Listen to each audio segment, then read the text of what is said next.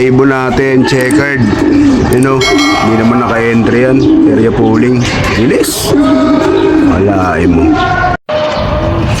Magandang umaga mga katoto. Tayo po ngayon ay kasalukuyan nag-aabang ulit. Siyempre, as usual, yung ating hobby. Hindi natin po pwedeng kaligtaan yan. Tayo po ay sumali ng area pooling. Ang problema, siyempre, bagamat pangalawang tas pa lang ngayon, wala pa masyadong sasali niyan dahil malapit pa.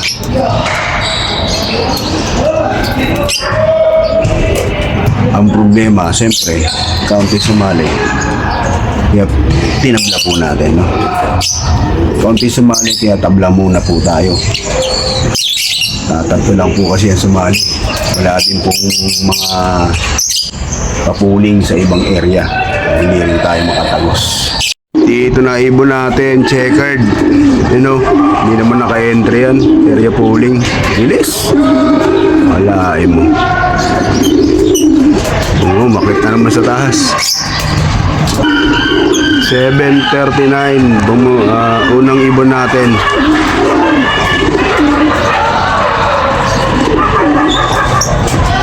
Ayaw pang pumasok, pabalik-balik. So, mayroon na uli. Nasundan.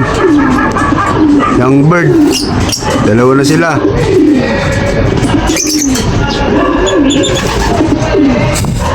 Wala pa yung entry natin mga katoto. Tatlo na.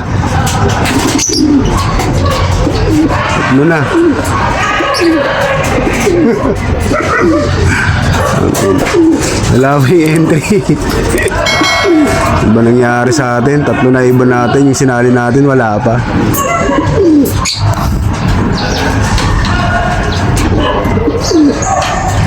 Talo! Mabuti na lang at nangyari yun mga katoto kasi ang apat na dumating yung ibon po natin na in-entry po natin sa area pooling at central. Pero naka-central po siya. Ang area pooling po ang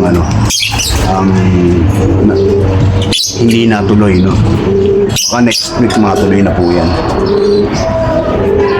Ang ibon po ay pinakawalan sa lugar po ng San Rafael, Bulacan sa oras na alas 6:45 ng umaga. Gaya ng unang release, ganun din po, maulap. Kaya nga lang, walang hangin ngayon. Palagay ko ang hangin niyan mamayang hapong pandating. Nananahimik po ngayon ang hangin. Babawi po yan pagsapit ng mga alas 2, alas 3. Ganyan po yung yung kamihan na yan. Minsan nagpapalit. Ngayon pa man mga katoto, maganda po yung abangan natin ngayon. Nakalimang ibon na po tayo. Yung panglima po natin ang pasubong. Alas 7:47 dumating. So isang ibon na lang po yung ating inaantay. Maganda po ang pawian. Hindi na tayo pinag-antay. Hindi kagaya nung unang loading po natin na sobrang tagal po natin nag-antay. Inabot na po ng gabi. Yung pinakahuling.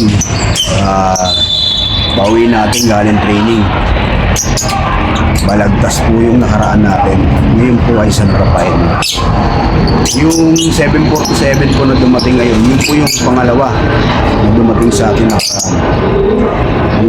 Ngayon po ay nandun po siya sa bubong, hindi pa po siya napasok.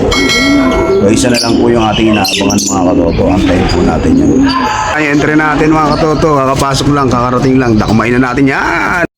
Silipin natin mga katoto kung ilang ibon na ang bawi natin. Bilis. Yang isa na yan, magkatabi, dalawa, yan tatlo na yan.